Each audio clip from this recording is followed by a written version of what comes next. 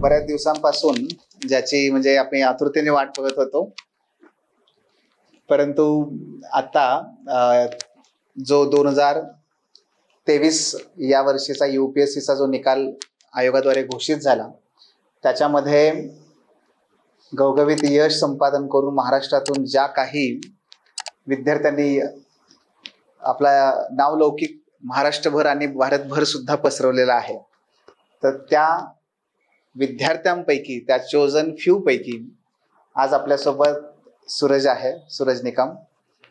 सूरज एकूणच अत्यंत humble background मधून आलेला विद्यार्थी आणि तेवढंच त्याचं ते नेचर सुद्धा हंबलच नेहमी राहिलं. आज अधिकारी झाल्यानंतर सुद्धा विशेषतः म्हणजे तो खरंच तो हंबलनेस जो असतो हा अधिकारी झाल्यानंतरच तो खरं कळतो की हा खरा आहे का, तो खोटा आहे का, तो दर्शवला जातोय फक्त. पण अधिकारी झाल्यानंतर सुद्धा जो ज्याचे पाय जमिनीवरतीच आहेत, जमिनीला टेकलेले आहेत, परंतु कीर्ती आकाशापर्यंत पोहोचलेली आहे, अशा काही विद्यार्थ्यांपैकी मला आवर्जून नाव घ्यावं लागेल सूरजचं. आणि एकूणच अभ्यास जेव्हा सुरू केला तेव्हा मुळात प्रत्येक विद्यार्थ्याला UPSCची परीक्षा ही स्वतःमध्ये एक फार मोठं चॅलेंज असते. त्यामध्ये यश मिळवणं हे खूप मोठं चॅलेंज असतं. एक केवळ UPSCची स्पर्धा आपली आहे असं नाहीये, ती स्पर्धा आपल्या स्वतःशी असते, आपल्या अत्यंत ॲडव्हर्स अशा सोशल कंडिशनशी असते, कुटुंबातल्या आर्थिक परिस्थितीशी असते, नातेवाईकांच्या कॉमेंट्सशी असते, मित्रांच्या कॉम्प्लिमेंट्सशी असते. अशा प्रत्येक ठिकाणी जर विचार केला तर ती या सगळ्यामध्ये तो मेंटल टफनेस टिकवून ठेवणं हे सगळ्यात मोठी कसोटी असते विद्यार्थ्यांची. आणि सूरजच्या बाबतीत सांगायचं झालं तर 2018-19ची आपली बॅच, त्यामध्ये कोविडच्या अगोदरचा कालखंड, त्या कोविडच्या अगोदरची परिस्थिती, त्यानंतर कोविडमध्ये 2 वर्ष, हा जवळपास 4 ते 5 वर्ष सतत अभ्यास करून सतत प्रत्येक वर्षीच्या अपयशाला स्वतःमध्ये सुधारण्याची एक संधी मानून जो टिकून राहिला तोच आज यशस्वी होऊ शकला. आणि त्याचं मूर्तिमंत उदाहरण म्हणजे आपल्याला सूरज दिसतं. म्हणजे एकूणच एक विद्यार्थी म्हणून सुद्धा सूरज माझ्यासोबत नेहमी राहिला. पण त्याचबरोबर जेव्हा मला आनंदाने सांगावं असं वाटतं की आपला जो द ऑफिसर हा प्लॅटफॉर्म आपण सुरू केला, तेव्हा ॲज अ असोसिएट म्हणून सुद्धा सूरज आपल्यासोबत काम करत होता. आणि या संस्थेच्या पहिल्या जे काही फाउंडिंग मेंबर्स आहेत तर त्याच्यापैकी एक सूरज आहे, याचा मला सार्थ अभिमान आहे. आणि त्यानंतर जेव्हा लास्ट हा जो रिझल्ट घोषित झाला आणि त्याच्यामध्ये अपेक्षा दरवर्षीच असायची, अरे सूरज काय झालं, सूरज काय झालं. यावर्षी ते नाव पाहिलं आणि त्याच्यानंतर मी त्याला जेव्हा कॉल केला तेव्हा त्याला त्या आनंदातून ते शब्द फुटत नव्हते की सर झालंय माझं असं. आणि हा तो आनंद, त्यानंतर त्या सगळ्या शब्द, ज्याला शब्द त्या ठिकाणी फिके पडत होते अशी परिस्थिती. आणि मग यातून पण परत एकदा मग काही कारणामुळे भेट होऊ शकली नाही. आणि आता जेव्हा तो काल अनासायस इथे आला आणि आज म्हटलं की अरे भेटूयात सर, आणि त्या ठिकाणी आज आम्ही आता आपण सगळे समोर आहोत, तेव्हा द ऑफिसरच्या वतीने आम्ही असं ठरवलं की आपण एक छोटेखानी फुलनं फुलाची पाकळी या पद्धतीने सूरजचा एक छोटासा एक प्रेमाची भेट म्हणूया त्याला, की प्रेमाची भेट देऊन त्याच्या यशाचं, त्याच्या प्रयत्नांचं, त्याच्या कष्टाचं आपण या ठिकाणी कौतुक करूयात. आम्हाला अतिव इच्छा आहे आमच्या सगळ्या स्टाफला, जसं आपण मगाशी बोललो तसं, की प्रत्येक विद्यार्थ्याच्या यशामध्ये त्याचा स्वतःचा वाटा हा निश्चित सिंहाचा असतोच, पण त्या सिंहाच्या आई वडिलांचा सुद्धा तेवढाच मोठा वाटा असतो.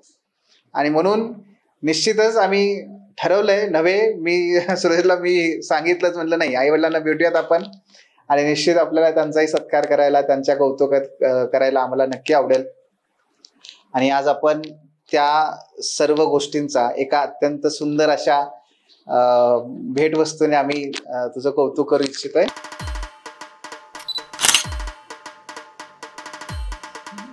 येस, निश्चितपणे अधिकारी झाल्यानंतर, अधिकारी होण्याच्या अगोदर आणि त्याचबरोबर एक सामान्य नागरिकांना सुद्धा प्रत्येकाला ती नेहमीच प्रेरित करत राहिलेली आहे.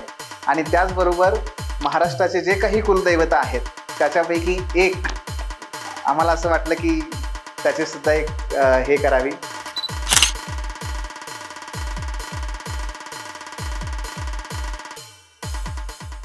ह्या सगळ्या जो ऑफिसर असेल किंवा या एकूणच आपल्या पर्सनल मेंटॉरचा हा जो प्लॅटफॉर्म आहे त्याच्या विकासामध्ये आमचे सगळे सहकारी जे आहेत, मग त्यामध्ये Ajay sir, Pankaj sir, Preetam sir, doctor Suhasini madam, Uday sir आणि त्याचबरोबर आमच्या या एकूणच सगळ्या परिवाराला नेहमी हसत खेळत ऊर्जा प्रदान करणाऱ्या संस्कृती मॅडम, तर ह्या सगळ्यांचा आणि त्याचबरोबर आज काही प्राध्यापक वृंद नाही आहेत, तर त्या सर्वांचा याच्यामध्ये मोलाचा वाटा आहेच आहे.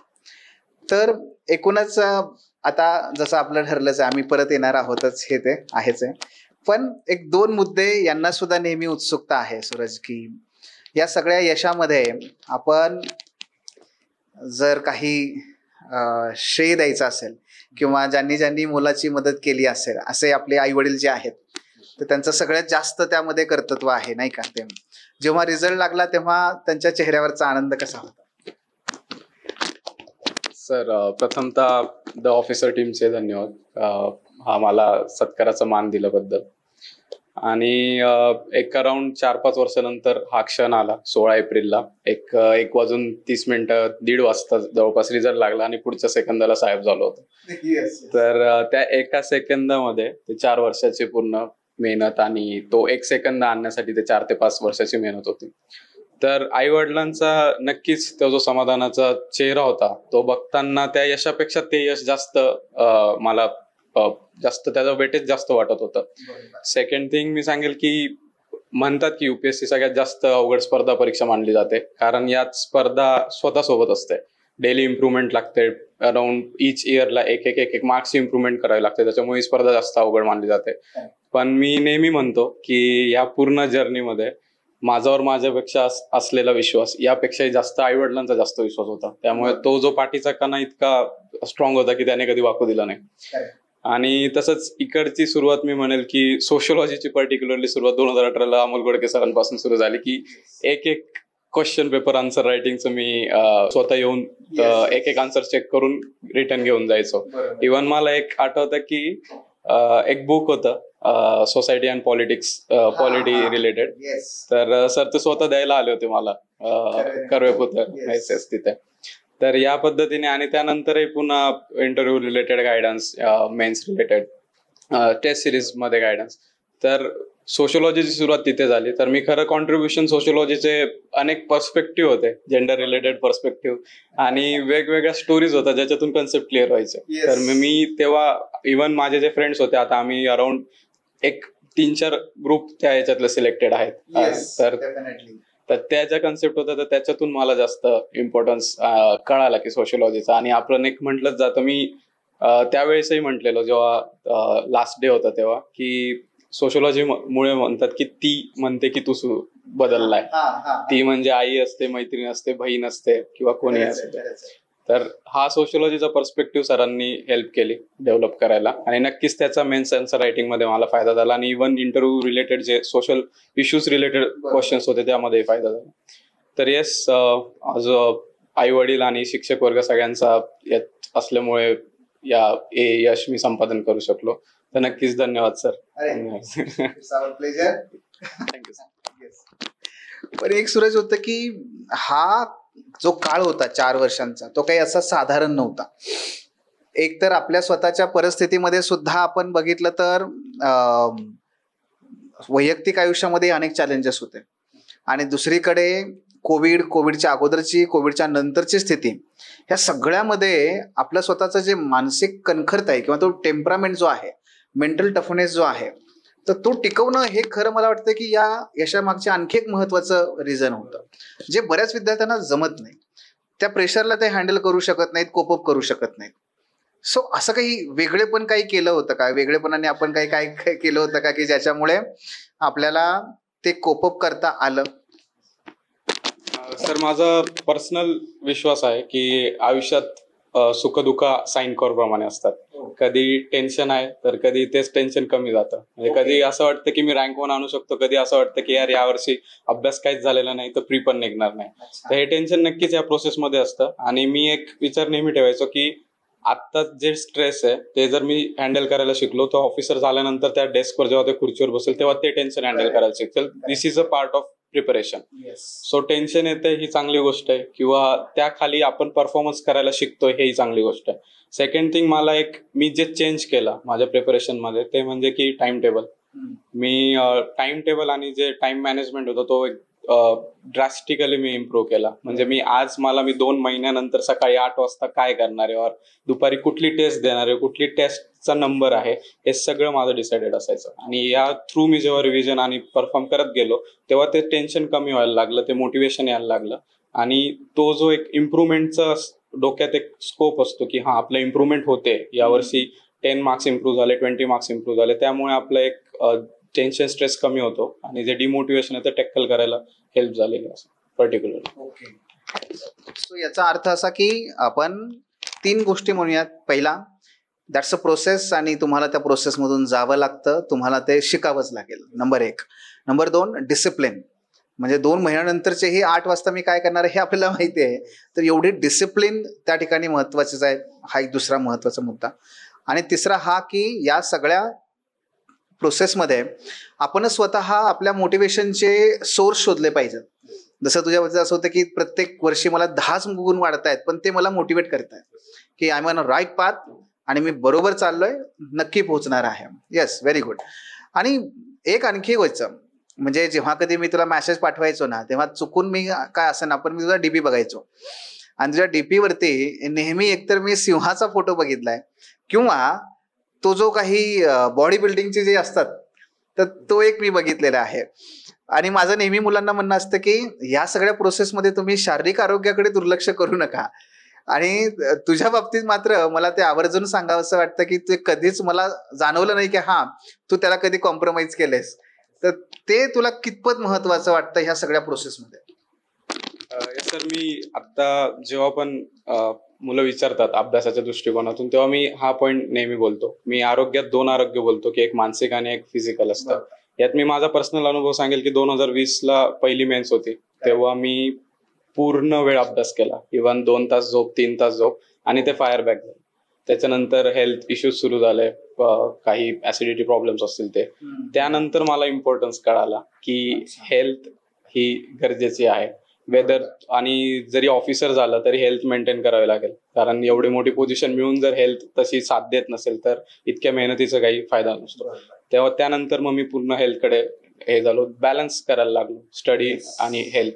तर मग जे हेल्दी खाणं येते, त्यानंतर एक्सरसाइज, जिम, त्यानंतर वेगवेगळे, त्यानंतर मानसिकसाठी मग हॉबी किंवा मेडिटेशन असेल. इनफॅक्ट मी मेडिटेशनवर जास्त स्ट्रेस देऊ शकतो की रोज एक 10-15 मिनिट्स मेडिटेशन केलं तर त्याचा एक्झामला खूप फायदा होतो. त्याचं जे फळ मिळणार आहे ते त्या 2 तासामध्ये जास्त मिळतं, कारण मेजर ऑफ द टाइम्स मुलांचे 2-3 मार्क्स वरून प्रिलिम्स राहून जाते, जे सिली मिस्टेक्स असतात, किंवा त्या 2 तासामध्ये अँझायटी आल्यामुळे ते परफॉर्म नाही करू शकत तिथे. तर हे मॅनेज करायला आपल्याला मानसिक जेव्हा आपण मेडिटेशन करतो तेव्हा त्याची हेल्प होते. म्हणून येस, मी त्यानंतर कंटिन्युअसली म्हणजे मी जितका अभ्यासाला इम्पॉर्टन्स दिला तेव्हा हेल्थला इम्पॉर्टन्स दिला आणि ते बॅलन्स करायचा प्रयत्न केला होता सर. आणि एक काही मुलांच्या बाबतीत असं होतं की विशेष करून आपल्याच बॅचचे म्हणणार बरेच विद्यार्थी अजून अभ्यास करतायत हे, आणि पण तरी तो यश मिळत नाहीये, त्या यशाला ते गवसणी घालत नाहीयेत. असं काही जाणवलं का की आपल्या सोबतचे विद्यार्थी मित्र किंवा इतर मुलं काही कॉमन चुका करतात की ज्या टाळल्या पाहिजेत, असं काही? Yes sir, majority of the time मी जसं आता म्हटलो की एक 2-3 तास 2-3 मार्क्सने एक्झाम राहून जाते. मेन्समध्ये पण कट ऑफ एक 10-15 मार्क्स और 2-3 मार्क्सने जातो. इंटरव्ह्यूमध्ये और फायनल कट ऑफ पण त्या मार्क्सने राहून जातो, आणि तेव्हा एक मार्क्सची किंमत कळते. ते आहे. तर मी एक सांगतो की आपण पुस्तकांना अभ्यासतो, आपण रिव्हिजन करतो आणि आपण सिलेबस इतक्या वेळ वाचतो, पण स्वतःला नाही अभ्यासत. मी प्रिलियम्सच्या वेळेस ड्रास्टिकली जेव्हा मॉक्स सोडवायचो तेव्हा मी स्वतःची की मी त्या एक्झामला माझी थॉट प्रोसेस काय चालते मी असं पण लिहून ठेवलेलं की तुझी जर अशी थॉट प्रोसेस असेल तर तू दुसरा आन्सर टिक कर, की तुला जे बरोबर वाटतंय त्यापेक्षा दुसरं जा, कारण 50-50 मध्ये ते रॉंग जात होतं माझं. तर ही जेव्हा मेंटल अनालिसिस आपण स्वतःच करतो तो एक फायदा होतो, कारण मोस्ट ऑफ द टाइम्स एक मेंटल प्रिपरेशन विसरून जातोय माणूस. प्रिलिम्स मध्ये असेल, मेन्स मध्ये असेल, किंवा मेन्स मध्ये एखादा अनएक्सपेक्टेड क्वेश्चन आला तर ते मुलं त्याचा टाइम घालवून पूर्ण टाइम मॅनेजमेंट बिघडवतात. तर मग मी म्हणेल की एक स्वतःचं अनालिसिस एक असतं, आणि सेकंड थिंग एक सिली मिस्टेक्स असतात खूप साऱ्या. इच अँड एव्हरी मुलाचा अभ्यास तेवढाच असतो, सगळे तेच बुक सोर्स वापरतात. रिव्हिजन काही जणांचं 3 असतात, 4 असतात, काहींच्या 1 असतात. मी फक्त एवढं म्हणेल की त्या सिली मिस्टेक अवॉइड केल्या तर 10-15 मार्क्स तिथेच वाढवता येतात. आणि त्या सिली मिस्टेक आपण जेव्हा जितकं अटेंटिव्ह राहू, जितकं कॉमन सेन्स आणि लॉजिक आपल्याला वापरता येईल, तितके पद्धतीने त्या सिली मिस्टेक अवॉइड करून 10-15 मार्क्स आपण इझिली प्लस करू शकतो. डेफिनेटली. या सगळ्या युपीएससीच्या यशामध्ये एक 3 महत्वाचे विषय असतात. एक म्हणजे ऑप्शनल, एथिक्स आणि एसे. ऑप्शनलचा विचार केला तर सोशोलॉजीचं किती रोल आहे आपल्या यशामध्ये, आणि तो जो ऑप्शनल आहे त्याबद्दल एक विद्यार्थ्यांच्या मनामध्ये आपुलकी असतेच, पण तरीही कुठली काळजी त्यांनी घेतली पाहिजे की जेणेकरून त्यांना ते जे ड्रीम पोस्ट त्यांचं आहे, यश आहे, ते त्यांना मिळू शकतं. सर, ऑप्शनल, एसे आणि इथिक्स हे 3 मेन्स मध्ये प्रत्येक गेम चेंजर मानले जातात, जे तुम्हाला एक ऑफिसर बनवू शकतात और लिस्ट मधून बाहेर आणू शकतात. पर्टिक्युलरली सोशोलॉजी, मी पुन्हा सांगेल की मी स्वतः या अपयशातून गेलोय तर मी अनुभवलंय की सोशोलॉजीने मला लिस्ट मधून बाहेरही ठेवलंय आणि यावर्षी आताही आणलं. तर सोशोलॉजीचं जसं एक आपुलकीचा विषय माझाही होता, तो इंजिनिअरिंग बॅकग्राऊंड असतानाही मी सोशोलॉजी चूज केला, कारण आपण ज्या समाजात राहतो त्या समाजाला अजून चांगल्या पद्धतीने समजण्यास सोशोलॉजी मदत करतो. तर यात मी एवढंच सांगेल की एक जेवढं वाचून फक्त त्या क्वेश्चन आन्सर्सवर लिहिण्यापेक्षा तो एक पर्स्पेक्टिव्ह डेव्हलप करणं महत्वाचं आहे, की आपल्या आजूबाजूला काय चाललंय, तो सोशोलॉजिकल पर्स्पेक्टिव्ह जेव्हा येतो तेव्हा मग क्वेश्चन्स कसाही असो आपण त्या पर्स्पेक्टिव्हने आन्सर्स लिहू शकतो. मग तो इंडियन पर्स्पेक्टिव्ह असेल, इंडियन सोसायटी असेल, और बाहेरचा असेल. करंट अफेअर्स जेव्हा आपण न्यूजपेपरमध्ये वाचतो तर सेग्रिगेट केलं जातं प्रत्येक करंट, की हे पॉलिटिक्स आहे, हे एन्व्हायरमेंटचं आहे. तर त्या करंट अफेअर्सला पण प्रत्येक ठिकाणी एन्व्हायरमेंटचं जरी असेल तिथे एक सोशोलॉजिकल टच असतो. प्रत्येक ठिकाणी कुठलाही प्रोटेस्ट असेल तिथे सोशोलॉजिकल टच असतो. हा सोशोलॉजिकल टच त्या सोशोलॉजिकल पर्स्पेक्टिव्हने अनालाइज केला तर तो एक्झाम मध्ये त्या वेने लिहिता येतो. इव्हन एसे मध्ये पण तो जर पर्स्पेक्टिव्ह आणला तर तो एक्झामिनरला वाचायलाही आवडतो आणि कदाचित तिथे 1, 2, 3 मार्क्स एक्स्ट्रा मिळू शकतात. तर मी सांगेल की सोशोलॉजीचा अभ्यास करायचा तर तो पर्स्पेक्टिव्ह आणणं गरजेचं आहे. तर आन्सर रायटिंग मध्ये अजून फायदा होऊ शकतो आणि स्कोर ड्रास्टिकली इम्प्रूव्हमेंट होतात आणि ओरिजिनॅलिटी आपली तिथे दिसून येते. असंच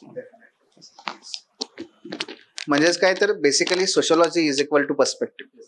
इव्हन युपीएससी पण सांगते पहिल्याच क्वेश्चनला की your answers must be in a sociological perspective, आणि तो पर्स्पेक्टिव्ह आपण जर डेव्हलप केला तर डेफिनेटली तो एथिक्समध्ये पण, एसे मध्ये पण एक वेगळा पर्स्पेक्टिव्ह आणणार आहे, आणि GS1 मध्ये सुद्धा, आणि त्यातून आपल्याला ते सगळ्यात जास्त मार्क्स मिळवता येऊ शकतात आणि ते यशामध्ये एक क्रुशल रोल प्ले करतं त्याच्यामध्ये. आणि आणखी एक मुलांना याच्यामध्ये खूप ज्याच्याबद्दल आपण बऱ्याच वेळ मगाशी बोलत होतो, तो इंटरेस्टिंग टॉपिक असतो की इंटरव्ह्यू. तर कसा होता एक्सपिरियन्स, आणि पॅनल कुठलं होतं, आणि एकूणच त्या इंटरव्ह्यूचा अनुभव कसा होता की जो मुलांशी शेअर करता येईल, ज्यातून त्यांनाही काही लर्निंग्स पुढे उपयोगाच्या ठरतील? सर, इंटरव्ह्यूचा अनुभव म्हणजे खूप मिक्स आणि कॉम्प्लेक्स होता. मी पहिल्यांदा आयुष्यात एवढे मिक्स्ड इमोशन बघितले की एंट्री करताना कॉन्फिडेंट, मध्ये युपीएससीची ती भव्य इमारत आणि हॉल बघून परत अंडर कॉन्फिडंट, परत बसल्यावर कॉन्फिडंट, हे तिथे चक्र चालूच होतं. आणि नॅचरल आहे ते स्ट्रेस, टेन्शन तिथे सगळ्यांचं बघणं. आणि मोस्ट मी सांगेल की मॅनेजमेंट युपीएससीची, ती मॅनेजमेंट, त्या टेन्शन, त्या स्ट्रेसमध्ये ती मॅनेजमेंट पॉइंट आउट होत होती प्रत्येकाला. त्यांनी ज्या प्रकारे तिथे हँडल केलं होतं सगळं, आणि येस ते प्रोफेशनलिझम युपीएससीचं तिथे दिसतंय. मला लेफ्टनंट जनरल शुक्ला सरांचा बोर्ड होता, one of the best intellectual person. तर येस तिथे पण त्यांनी भरपूर एक हसत खेळत इंटरव्ह्यू झाला. सरांनी पण बरेच तिथे हसत खेळत कधी कधी अडकवण्याचाही प्रयत्न केला होता बरेच ते. पण एक गेम चेंजिंग क्वेश्चन्स म्हणजे असं होतं की MITत असताना मी काही रेसिंग टीम मध्ये काम करत होतो, तर त्यांनी विचारलं तू ते जॉईन का केलं, तर मी सांगितलं की मला परफेक्शन आवडत होतं, म्हणून मी त्या टीम मध्ये आम्ही जे थेरॉटिकल आहे ते प्रॅक्टिकली अचीव्ह करायचा प्रयत्न करायचो. पण दुसऱ्या मेंबर्सने विचारलं की तुझे विकनेसेस काय, मी म्हटलं सर परफेक्शन माझी विकनेस आहे.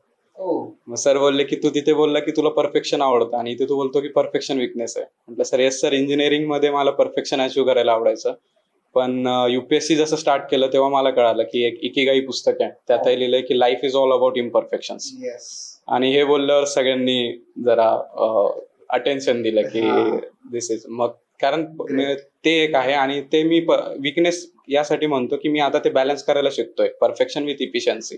फक्त परफेक्शनच्या मागे लागून इफिशियन्सी कमी करणार नाही, कारण फॉर एक्झाम्पल एक परफेक्ट आन्सर लिहायच्या नादात मी माझे बाकी 19 क्वेश्चन्स नाही सोडू शकत. तर आन्सर रायटिंग परफेक्ट पेक्षा तेवढी इफिशियन्सी बॅलन्स करणं आन्सर रायटिंग मध्ये इम्पॉर्टंट होते, तेव्हा शिकलो. सो इंटरव्ह्यू मध्ये असे काही होते की जिथे काही अप्स होते, काही डाऊन्स होते, इमोशन्स बस्ट होते की कॉम्प्लेक्स होतं, आणि येस बाहेर आल्यावर एक अशी सॅटिस्फॅक्शनची मोमेंट होती की येस झालाय एकदाचा, आणि बाहेर येताना ते फोटोज वगैरे काढताना तो एक मोमेंट होता की फायनली आलाय तो असं. सो बेसिकली असं म्हणता येईल की perfection is a journey, it's a journey, आणि आपण त्यात नेहमी परफेक्शन आणण्यासाठी प्रयत्न करत राहिलं पाहिजे. पण तो शब्द फार छान वापरला की त्याच्यामुळे एफिशियन्सी कॉम्प्रोमाइज नाही झाली पाहिजे. कारण बऱ्याच वेळेस असा अनुभव येतो की एसे लिहायला लागली मुलं तर ते पहिली प्रस्तावना जी आहे ना ती इतकी परफेक्ट यावी यासाठी प्रयत्न करतात आणि त्याच्यामध्ये 15-20 मिनिटं घालवून बसतात, पण त्याच्यामध्ये ती इनइफिशियन्सी वाढत चालली आणि ते पाहिलं होत चाललंय आणि त्यातले मार्क्स कमी होत चालले आहेत, हे मात्र लक्षात येत नाही. आणि म्हणून मला वाटतं की हा खूप महत्त्वाचा मुद्दा सांगितला की आपण परफेक्शनसाठी प्रयत्न केलेच पाहिजे, पण इक्वली आपण एफिशियन्सीकडे सुद्धा बघितलं पाहिजे. आणि हे आता इकिगाईचा जो उल्लेख केला, तर अशी काही आणखी पुस्तकं वाचली होती का की अवांतर वाचनाचं नक्की काय? येस सर, अवांतर वाचनाचं आधीपासून मला थोडं आवड होतीच. मी हॉबी UPSC डॅक मध्ये लिहिलं नाही ते हॉबीमध्ये, पण कधीतरी मी रेग्युलर नाही, पण अवांतर वाचनाची हॉबी ती खास करून मी सेल्फ हेल्प जॉनर मध्ये. तर त्याच्यात मी एक इकिगाई वाचलेलं, एक ॲटॉमिक हॅबिट्स आहे, एक चार्ल्स डॉगिन्स यांचं आहे हॅबिट रिलेटेड, त्याच्यानंतर सॅपियन्स वगैरे हे आहे. तर फॉर एक्झाम्पल असे काही बुक्स आहेत की मी जास्त म्हणेन की ॲटॉमिक हॅबिट्स आहे, त्यानंतर इकिगाई आहे, हे एक पर्स्पेक्टिव्ह डेव्हलप करतात की आपली डेली लाईफ कशी असली पाहिजे, आपण कुठे वेस्ट करतोय टाइम, कुठे दिला पाहिजे टाइमवर. काही टेक्निक्स असतात ज्या त्या स्कॉलर लोकांनी त्यांच्या आयुष्यात केलेल्या असतात, तर त्या आपल्याला अभ्यासात कशा इम्प्लिमेंट करता येईल त्याचा फायदा होतो. आणि सेकंडली ते एक मोटिवेशन पण असतं की असं केलं तर आपल्याला सक्सेस मिळू शकतं, तर आपण हे ट्राय करू. और एक म्हणतो की एक कन्सिडरेबल आपण लाईफ म्हणतो की जी कंट्रोल करू शकतो आपल्या स्टडीमध्ये, तर ते एक करू शकतो आणि ते मोटिवेशन राहतं. त्यामुळे मी इच अँड एव्हरीथिंग्स मध्ये असे काही बुक्स असतील, त्याच्यातले काही ट्रिक्स अँड टेक्निक्स असतील ते इम्प्लिमेंट करायचा ट्राय करायचो. येस, बिईंग अ इंजिनियर किती फायदा झाला या परीक्षेचा, ती एक्झाम क्रॅक करण्यासाठी? कारण बिईंग अ इंजिनियर आपल्याला बऱ्याच गोष्टी शिकवल्या गेल्या आणि आपण त्या डेव्हलप करत गेलो 4 वर्षामध्ये, तर तो किती अनुभव असा त्या म्हणजे ह्या इथे फायदा झाला तसा? सर, इंजिनिअरिंग मध्ये खास करून मला एक पर्सनली फायदा झाला, तो म्हणजे प्रॉब्लेम सॉल्व्हिंग ॲटिट्यूड. मी MIT मध्ये असतानाही काही टीम्समध्ये काम केलेलं, ज्याच्यात मी प्रॅक्टिकली इंजिनिअरिंगवर खूप फोकस केलेला, ज्याच्यात आम्ही रेस कार डिझाईन, मॅन्युफॅक्चर आणि ऍक्च्युली रेस करण्यापर्यंत हे केलेलं. तर बिईंग अँड कॅप्टन मी तिथे बरेच असे टीम मॅनेजमेंट्स वगैरे ते वर्क केलेले. तिथे मी टाइम मॅनेजमेंट किंवा त्यांचे शेड्युलिंग करायचो की कुठल्या दिवशी काय झालं पाहिजे. तर त्याचाही मला इकडे फायदा झाला की जिथे मी माझं पर्सनल टाइम टेबल बनवत होतो, तिथे मला एक चांगला फायदा झालेला की एक्झाम 16 तारखेला आहे तर कसं मॅनेजमेंट केले पाहिजे ते. आणि second thing problem solving attitude, की प्रत्येक ठिकाणी काही प्रॉब्लेम आला, तो अकॅडमिकल असेल और बाकी लाईफ रिलेटेड असेल ते. आणि थर्ड थिंग अजून एक अनालिसिस असतं की एक मल्टी पर्स्पेक्टिव्हने अनालिसिस करण्याची सवय एक इंजिनिअरिंग कॉलेजेसमध्ये लागली, की एक प्रॉब्लेम मी 7-8 दिशांनी बघायचो आणि तोच एक जी मेन्समध्ये पर्टिक्युलरली जेव्हा आपण एक व्हेरियस डायमेन्शन्सने आन्सर लिहितो तो नक्कीच मार्क्स मिळण्याचे चान्सेस जास्त असतात आणि पॉईंट क्रिएशन पण जास्त होतं एसे मध्ये पण. सो तिथे एक इंजिनिअरिंग माझ्या नॉलेजचा आणि त्या अभ्यासाचा फायदा झाला. Yes yes yes. सो असं म्हणूयात की बेसिकली तिथले जे सॉफ्ट स्किल डेव्हलपमेंट झालं तर त्याचा खास करून आपल्याला खूप उपयोग झाला.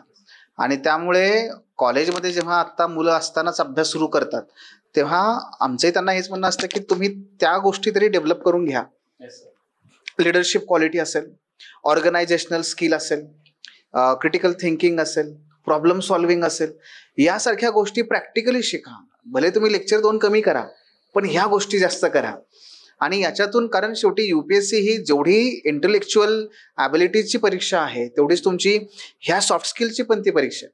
जसं मगाशी ते आपण सांगितलं की डिसिप्लिन आणि शेड्युलिंग या गोष्टी सहसा मुलं लक्षातच घेत नाहीत की हे आपल्याला एक सॉफ्ट स्किल आहे आणि ते आपण विकसित केलं पाहिजे. नाही, निश्चितच म्हणजे ह्या सगळ्या आहेतच, पण ह्या जर्नीमध्ये मित्रांची किती साथ. कारण UPSC आयसोलेट करते आणि या आयसोलेशनमुळे किती मित्र गमावले का मित्रांनी समजावून घेतलं. आणि या सगळ्या जर्नीमध्ये आपण ज्याला म्हणतो स्ट्रेस बस्टर जे असतात ते ही लोक असतात, तर त्यांचा कसा अनुभव होता? ते सर पहिली गोष्ट तर सॅक्रिफाईस प्रत्येक प्रोसेसमध्ये आहेत. तर या प्रोसेसमध्येही होते. इंजिनिअरिंगचा बराच मोठा फ्रेंड सर्कल असतो. ते सेलिब्रेशन्स असतात किंवा बर्थडे पार्टीज असतील, आता इव्हन त्यांचे मॅरेज सेरेमनीवर फॅमिली फंक्शन्स असतील, हे सगळे सॅक्रिफाईस करावे लागले. त्याकरता मित्र परिवार मी दूर गेला नाही म्हणणार, मी फक्त एक तात्पुरता ते लांब गेलो असं म्हणेल. कारण जेव्हा पण कनेक्ट व्हायची वेळ व्हायची तेव्हा सगळे त्याच उत्साहाने कनेक्ट व्हायचे. सेकंड थिंग, या प्रिपरेशन मध्ये काही मित्र बनले ज्यांचा याच्यात मोठा रोल होता. कारण एक ग्रुप असला तर तो 100 पानाची नोट्स 10 पानावर आणू शकतो. आणि मी तर इतका कॉन्फिडंट आहे की तो ग्रुप खूपच स्ट्रॉंग असला तर 100 पानाची एका पानावर घेऊन शकतो. की जर 10 जण असतील तर एक पान 10 जणांमध्ये आणू शकतो इतकं. सो नक्कीच ग्रुपचा फायदा होतो. आणि ह्या वर्षी मी जो ग्रुप स्टडी केला किंवा इंटरव्ह्यू रिलेटेड ग्रुपमध्ये डिस्कशन्स केले त्याचा नक्कीच फायदा झाला. जे स्पेसिफिकली मराठी मीडियम मधून शिकलोय, सेमी इंग्लिश मधून, तर इंग्लिश बोलण्याची प्रॅक्टिस एवढी नव्हती इंटरव्ह्यूला. तर ग्रुप डिस्कशन जेव्हा आम्ही करायचो इंटरव्ह्यूसाठी करंटचे, तर त्यात मला इंग्लिश बोलण्याची प्रॅक्टिस तेव्हा झाली. तर येस सर. आणि बऱ्याच वेळेस असं होतं की डिमोटिवेशन यायचं की फेल्युअर येत आहे किंवा अभ्यास झाला नाही, आज 2च तास झाला. तर त्यावेळेस मित्रच असतात की आज मी त्याला सांगेल, तो उद्या परवा मला सांगेल की जाऊ दे, होत आहे, तू इथे इम्प्रुव्हमेंट आहे. आणि मित्राला आपल्यापेक्षा जास्त माहिती असतं की आपण कुठे टाइमपास करतोय, आपलं स्ट्रेंथ काय, आपले विकनेसेस काय. तर येस, जर करेक्ट आणि योग्य ग्रुप जर मिळाला तर ही प्रोसेस नक्कीच लाईट होऊन जाते. बरोबर. आणि एक आजच्या मुलांचा एक आणखी एक सगळ्यात मेजर प्रॉब्लेम असतो, आम्हाला तो फील होतो, तो म्हणजे सोशल मीडिया. याच्यामध्ये डिस्ट्रॅक्शन म्हणा, त्यानंतर वेळ जाणं म्हणा, या अशा अनेक गोष्टींचा जर विचार केला तर असं काही आपल्या बाबतीत घडलं का? आणि त्याला आपण मॅनेज कसं केलं या सोशल मीडियाच्या सगळ्या प्लॅटफॉर्मला? कारण ते पूर्णपणे वर्ज करणं म्हणजे त्यापासून आपण टेक्नॉलॉजीला खूप आपण लांब ठेवणं हे खरं शक्य आहे का? आणि ते केलं पाहिजे का त्याचा उपयोग करून घेता आला पाहिजे? हे सर, सोशल मीडिया आता म्हणजे प्रत्येकाच्याच फोनमध्ये, इव्हन 8, 9, 10 स्टँडर्ड पासून तर 60-70 रिटायर्ड लोकांमध्ये. आणि हा जो प्रॉब्लेम आहे ज्याच्यात आपण म्हणतो की पर्टिक्युलरली सोशल मीडियावर टाइम कन्झ्युमिंग जे आहे कंटेंट ते जास्त वाढलंय. तर येस, बऱ्याच जणांकडनं मी ऐकतो की मी इंस्टाग्राम नोट्स किंवा काही टॉपिक रिवाइज करण्यासाठी किंवा पोस्ट येते तर मी ते रिवाइज करतो, और फेसबुक असेल और व्हॉट्सअप, मी त्या ग्रुप्समध्ये ऍड आहे.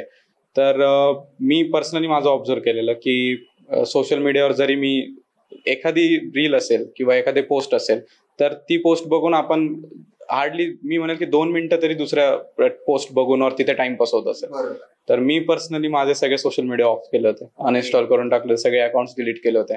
त्याच्यामुळे एक टेलिग्राम सोडलं तर माझ्याकडे कुठलंही सोशल मीडिया ऍप नव्हतं. आणि मी असं करेल की जर प्रत्येक माणसाचा कंट्रोल असतो, सेल्फ कंट्रोल असेल आणि त्याला जर ते डिटॉक्सिफिकेशन जमत असेल डिजिटल, तर त्यानुसार त्याचं मॅनेज होत असेल तर ठीक आहे. पण मला नाही वाटत की सगळे मटेरियल आणि अभ्यासाकरता त्या याची गरज आहे. एक असतं अजून की बऱ्याचदा आता सोशल मीडिया, ते एक सोशियोलॉजीमध्ये कन्सेप्ट आहे रिलेटिव्ह डेप्रिव्हेशन, की बऱ्याच वेळेस असं होऊन जातं की सोबतचे मित्र, इंजिनिअरिंगचे मित्र, कोणी स्पेनला फिरायला गेलंय, कोणी इकडे फिरायला गेलंय, आणि आपण इकडे पॉलिटिक्सच्या प्रेसिडेंटचे पॉवर्स वाचतोय.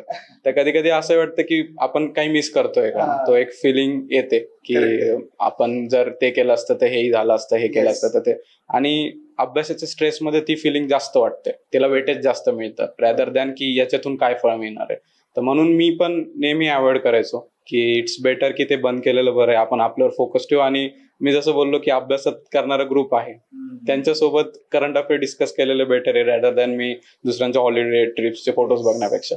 सो म्हणून मी ते पर्टिक्युलरली बंद ठेवलं होतं. पण it's up to it's individual. Self control जर असेल तर तुम्ही यूज करू शकता, पण मी पर्सनली म्हणेल की बेनिफिशियल नसेल तर टोटली बंद करावर अवॉइड करा.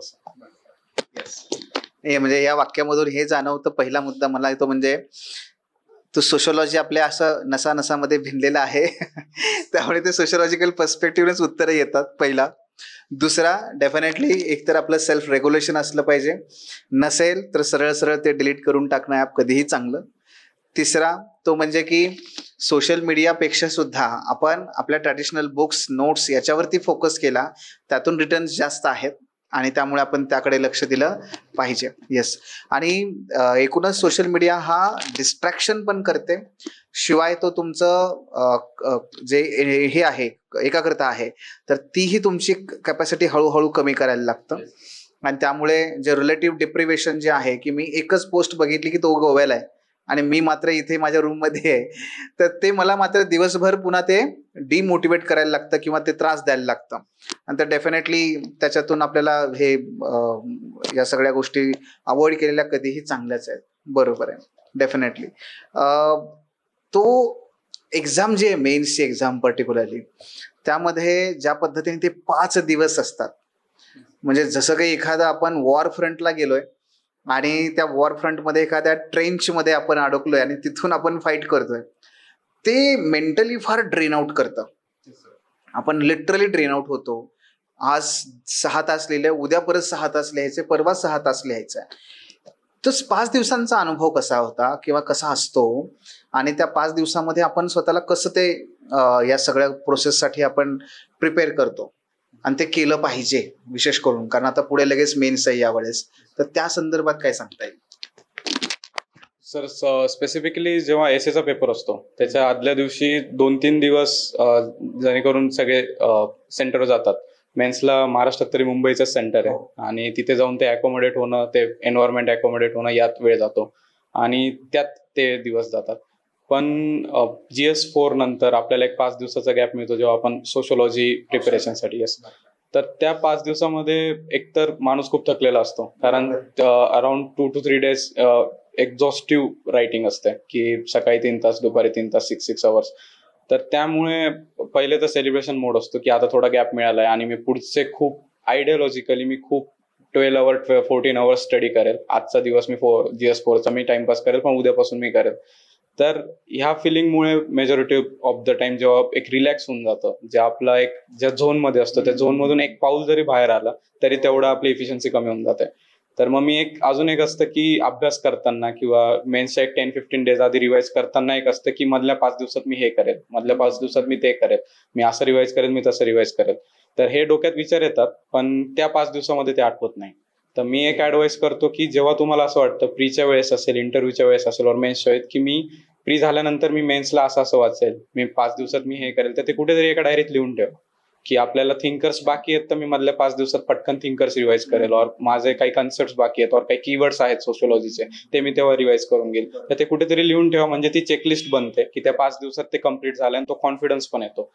सेकंड थिंग, एक शॉर्ट नोट्स रेडी असलं पाहिजे, कारण जर एक्झॉस्टिव्ह नोट्स असतील पूर्ण तर त्या 5 दिवसात रिवाइज होतील का नाही, त्या हिशोबाने एक शॉर्ट नोट्स रेडी असल्या पाहिजे. आणि एक मी सांगेल की एक पेज ठेवा की ज्याच्यावर फक्त तुमचे जे पॉइंट्स लक्षात राहत नाही और जे कन्सेप्ट वीक आहेत त्या फक्त तिथे लिस्ट डाऊन करून ठेवा. म्हणजे त्या परीक्षेच्या आदल्या दिवशी एक दिवस तुम्ही ते सगळं रिवाइज करून त्या कन्सेप्टवर और त्या रिगार्डिंग थिंग्सवर काही क्वेश्चन्स आला तर तुम्ही त्याच्या अनुसरून काहीतरी लिहू शकाल. और काही तेच मटेरियल तुम्ही वेगवेगळ्या ठिकाणी यूज करू शकाल, एक्झाम्पल्स मध्ये, केस स्टडीज मध्ये, त्या हिशोबाने. तर अशी एक वेगळी फाईल बनवून ठेवा. मी फाईल नाही म्हणणार, मी 1-2 पेजेसची नोट्स असेल ती बनवून ठेवा, जी 5 दिवसात रिवाइज करणं एकदम इझी असतं. आणि प्रत्येक वेळेस 5 दिवस सोशिओलॉजीला आपण इतक्या वर्षभरापासून अभ्यास करतोय, तर सोशिओलॉजी 5 दिवसात रिवाइज करणं खूप त्या काळात मी म्हणतो की पॉसिबल असतं. एक 1 डे मध्ये रॅपिड रिव्हिजन होऊ शकते आणि परत दुसऱ्या रिव्हिजन मध्ये होऊ शकतात. आणि ते तेव्हा प्रेशर पण भरपूर असतं की त्यावेळेस होऊ शकतं. आणि बऱ्याच वेळेस असं होतं की लास्ट डे पर्यंत काही गोष्टी रिवाइज होत नाही. हा सिलेबसचा हा पॉईंट मिस होऊन जातो, तो पॉईंट मिस होऊन जातो. त्याच्यामुळे वर्षभरात कमवलेला कॉन्फिडन्स तर 2-3 आवर्स मध्ये जाण्याची शक्यता असते. पहिल्या वेळेस मेन्स देणाऱ्यांना हे नक्कीच फेस करावं लागतं. सेकंड थर्ड वाल्यांना थोडं कळून जातं की सगळं पॉसिबल नाहीये की एकाच वेळेस रिवाइज करणं. तरी मग मी तेच सांगेल की जरी काही राहतंय तरी प्रायोरिटी बेसिसने जे इम्पॉर्टंट वाटतं, जे वीक आहे ते रिवाइज करून घ्या. जे उरतंय त्यानंतर त्याच्यावर कॉन्फिडन्स वेस्ट न करता जे झालंय त्याच्यावर कॉन्फिडन्स ठेवा. कारण ते आपल्याला 80% इम्पॉर्टंट आहे. त्या 20% मधून आपण काही करून तिथे गेल्यावर सगळं आठवतंय, तिथे लिहून येऊ आपण असं. तर इट्स ओके, फक्त कॉन्फिडन्स असला पाहिजे 5 दिवसात, म्हणजे नेक्स्ट डे टॅकल करू शकतो आपण क्वेश्चन. आणि एक शेवटचा म्हणजे फार क्रिटिकल पार्ट असतो आन्सर रायटिंग. तो आन्सर रायटिंग मध्ये 2 गोष्टी पुन्हा एकदा आपण जसं आता बोललो तसं की त्या परफेक्शनच्या मागे लागून एखादा आन्सर खूप बेस्ट लिहायचं, काही प्रश्न खूप चांगले लिहायचे का पेपर कव्हर करणं हे अधिक महत्वाचं, नंबर 1. नंबर 2, जेव्हा आपण तिथे प्रश्न उत्तर लिहितोय तेव्हा खरंच विचार करायला वेळ राहतो का, पुरतो का, हा दुसरा मुद्दा. आणि हे विशेष करून एथिक्सच्या बाबतीमध्ये तर की जिथे तो फार लेंदी पेपर असतो. तर हे आन्सर रायटिंग स्किल कसं डेव्हलप केलं आणि ते कसं आपण मॅनेज केलं सुद्धा. आन्सर रायटिंग मध्ये मेजॉरिटी ऑफ द टाइम जो मेजर पॉइंट्स येतात ते म्हणजे 2च आहेत. एक म्हणजे टाइम, दुसरं म्हणजे कंटेंट. आणि जर आपण युपीएससीचा पेपर बघितला, तो जो अनालिसिस केला, तर तो पण एक चांगल्या प्रकारे डिझाईन केलेला असतो. एक 20 क्वेश्चन्स असतील तर 20 मधले काही 12-13 क्वेश्चन्स जे इझी असतात, जे सगळे अटेम्प्ट करू शकतात फर्स्ट गो मध्ये. 2-3 क्वेश्चन्सला थोडं इकडून तिकडून ओढून ऍप्लिकेशन नॉलेज लावावं लागतं. आणि 2-3 क्वेश्चन मध्ये खूपच रॅन्डम क्वेश्चन्स असतात, जी कन्सेप्ट ओळखणं त्यातही मुश्किल काम असतं. और एकदम फॅक्च्युअल क्वेश्चन असेल तर एक असतंय की असे काही क्वेश्चन असतात जे एकदम इझी असतात की कन्सेप्च्युअल बेस्ड, जे वर्षानुवर्ष प्रिव्हियस इयर क्वेश्चन्स मध्ये रिपीट होत आलेले आहेत. तर ती थीम पकडून आपल्याला एक टोटली कळून गेलेलं असतं की याची डेफिनेशन मी इंट्रोमध्ये डेफिनेशन लिहिल, मी बॉडी पार्ट लिहिल, मी कन्क्लुजन लिहिल. आणि बऱ्याच साऱ्या मॉक पेपर्स मध्ये और डेली आन्सर रायटिंग मध्ये आपण ते पॉइंट्स कव्हर करतो. ते क्वेश्चन्स आपले दिलेल्या टाइमपेक्षा मी म्हणेल की 1-1 मिनिट आधी अटेम्प्ट होऊन जातात. ते जे इझी असतात ते. तो 1 मिनिट आपल्याला दुसरीकडे युटिलाइज करता येतो. तर मग मी प्रॅक्टिस आत्ता जेव्हा मेन्ससाठी आपण आन्सर रायटिंग करतो तेव्हाच प्रॅक्टिस करतानाच मी सजेस्ट करेल की ते क्लॉक लावून प्रॅक्टिस करा. एक मॉक देताना आपण 3 तासाची मॉक देतो, पण आन्सर रायटिंग करताना 7 मिनिट्सचा क्लॉक लावा की 7 मिनिट्स आणि 10 मिनिट्स की 7 मिनिट्स झालं तर मी पेज बदलेल, मी दुसरं क्वेश्चन लिहिल. ते जेव्हा प्रेशर येतं, आन्सर अर्ध सुटतं, तेव्हा त्यानंतर आपण पटपट करायला लागतो. आणि मी तो परफेक्ट पॉइंटच आठवेल, मी ते परफेक्ट प्रायोरिटीनेच लिहिल, मी डायग्रामला इथे डिटेलिंगच करेल, हेच करेल. याची किती गरज आहे आणि आपण कुठपर्यंत जाऊ शकतो, प्रत्येकाची लिमिट वेगवेगळी आहे. कोणी 2-3 सेकंदात मॅप काढून मोकळं होतं, कोणी 1-2 मिनिटं लागू शकतात. तर ते ऍडजस्ट व्हायला वेळ लागतो की प्रेझेंटेशन स्किल असतील ते येतील. तर त्या टाइम लिमिट मध्ये तुम्ही जसं 7-7 मिनिटात प्रॅक्टिस कराल, 10-10 मिनिटात कराल, ते होत आहे. तर मी याच्याकरता तेच म्हणेल की, आणि इव्हन जेव्हा मेन्सच्या 3 तासामध्ये बसतो आणि कोणालाही विचारलं तरी तेच सांगेल की ते 3 तास आणि इथे रूमवर बसून दिल्यावर कुठेही दिले मॉक ते वेगळे असतात. त्या 3 तासात प्रेशर वेगळं असतं, हे प्रेशर असतं. आणि सगळ्यात जास्त जसं तुम्ही म्हटलं की GS4 ला एक प्रॉब्लेम येऊ शकतो. तर GS4 ला मी म्हणेल की जेव्हा त्या कन्सेप्ट इंटरनलाइज होतात की इंटिग्रिटी काय, ते इंटरनलाइज होतं. आणि तुम्हाला लाईफमध्ये एखादं एक्झाम्पल माहिती आहे की मी यावेळेस माझी इंटिग्रिटी दाखवली, मी यावेळेस माझी ऑनेस्टी दाखवली, तर ते क्वेश्चन्स आतून पटापट लिहिता येतात. त्याच्यात आठवायची वेळ नाही लागत. GS4 त्या व्हॅल्यूज आहेत, त्या आठवून लिहिण्यापेक्षा इंटरनलाइज झालेल्या असतील तर पटपट हात वळतो की हा हे आहे गांधीजींच्या ह्या व्हॅल्यूज होत्या, दॅट्स इट. त्याच्यानंतर केस स्टडीजचं जरी झालं, केस स्टडीज पर्टिक्युलरली साच्यात लिहायचा प्रयत्न करतात बरेच जण की मी हे लिहिल, स्टेक होल्डर्स मी हे लिहिल आणि नाही झालं तर मी मीडिया समोर ओपन करेल. बरोबर. तर प्रत्येक एक केस स्टडीची वेगवेगळी अप्रोच जर ठेवला अनालाइज करून की यार ही केस स्टडीज आहे, तिथे प्रॅक्टिकली दिलेलं आहे त्या केस स्टडीज मध्ये एवढे एवढे फॅक्ट दिले, हेच मी युटिलाइज करून कसं बेटर सोल्युशन आणू शकेल ते ठीक आहे. बरोबर आहे. सगळ्याच केस स्टडीज तसं नाही लिहिता आल्यावर 1-2 मध्ये तुम्ही काहीतरी तुमचं डोकं लावून इनोव्हेटिव्ह टाकलं तर दॅट सेट आहे. आणि बाकी तर लिहितोच आहे आपण केस बरोबर आहे. स्टडीज. मग त्या इनोव्हेटिव्ह मध्ये 2-3 मार्क्स एक्स्ट्रा आले तरी 100+ और बरोबर. 120+ जाण्याची शक्यता आहे. आणि सेकंड थिंग मी तेच म्हणेल की कन्सेप्ट इंटरनलाइज करून डेफिनेशनवर जास्त फोकस ठेवा, स्वतःच्या डेफिनेशन बनवून ठेवा. छान. म्हणजे आत्ताचा या सगळ्यामध्ये पुन्हा मला तो मुद्दा क्लिक होत होता वारंवार की त्याचं जे टाइम मॅनेजमेंट आहे आणि शेड्युलिंग आहे ते मायक्रो लेवलला जाऊन आपण केलं तर आणि तरच त्याच्यामध्ये ते यश मिळतं. म्हणजे जनरली 3 तासांचं क्लॉक लावण्यापेक्षा तुम्ही 7 मिनिटांचं क्लॉक लावा, त्याच्यामध्ये बघा तुम्ही कसं इम्प्रूव्ह करताय आणि त्यातून पुढे जा. हा एक महत्वाचा मला मुद्दा वाटला. आणि एथिक्समध्ये तुम्ही स्वतः ते जगा, तुम्ही स्वतः ते जगा. म्हणजे मागे जसं सिद्धार्थ तुम्ही मगाशी उदाहरण सांगितलं, तर सिद्धार्थ भांगेचं असं होतं की मी जसा आहे तसंच त्या पेपरमध्ये येणार आहे. त्यामुळे तुम्ही स्वतः त्या व्हॅल्यू तुमच्या आयुष्यात जगा, जगलेल्या आठवा, त्यातून तुम्ही ते पुढे जाणार आहात. आणि केस स्टडीजच्या बाबत काय आहे तो डायव्हर्सिटी, ती आपली डायव्हर्सिटी असली पाहिजे. प्रत्येक ठिकाणी स्टेक होल्डर लिहा, हे लिहा, ते लिहा, ते लिहा, साचा. त्यालाही कळून गेलेलं आहे की अरे हे काय चाललंय. येस. आणि विशेष करून सांगायचं म्हणजे की या सगळ्या परिस्थितीमध्ये जो 4 वर्षांचा अनुभव आहे त्याच्यामुळं जी उत्तरं आहेत ही एवढी मॅच्युअर्ड असतात. जर आपण बघितलं तर एखादा पहिल्या अटेम्प्टमध्ये विद्यार्थी जेव्हा पास होतो त्यांना विचारलं की हे कसं नाही, होऊन गेलं. पण हे संघर्षाने मिळवलेलं ते अनुभवाचं संचित निर्माण केलेलं हे यश आहे. आणि म्हणूनच या आपल्या ज्या गप्पा आहेत, हे जे काही इन्साइट्स आहेत हे न थांबणारे आहेत. परंतु वेळेअभावी आपल्याला थोडंसं इथं थांबावं लागेल. आणि पण परत तो सूरज येणार आहे. खास सोशॉलॉजीच्या विद्यार्थ्यांची फार मोठी आग्रही मागणी आहे जेव्हापासून आपण सूरजचं नाव सांगितलं तेव्हापासूनचा. आणि त्यामुळे निश्चितच आम्ही पुन्हा एकदा सूरजला या सर्व विद्यार्थ्यांची भेट घालून देण्यासाठी येण्याचं आमंत्रण देतो. आणि आईवडिलांसह आम्ही हे आमंत्रण देतो, आपण नक्की पुन्हा एकदा भेटूयात. आणि खरंच एवढा या सगळ्या जो इन्साइट आहे, ज्या काही ज्याला म्हणूयात मौल्यवान बाबी आहेत की ज्या मिळवण्यासाठी आपण एक नव्हे तर तब्बल 4 वर्षांचा त्या संघर्ष आहे, मेहनत आहे. आणि त्यातून हे मिळालेलं संचित आहे. त्यामुळे निश्चितच मला वाटतं याचा खूप फायदा होईल विद्यार्थ्यांना. आणि definitely thank you so much. The officer your personal mentor चॅनलच्या नवनवीन अपडेटसाठी चॅनलला लाईक, सबस्क्राईब आणि शेअर करा. थँक्यू.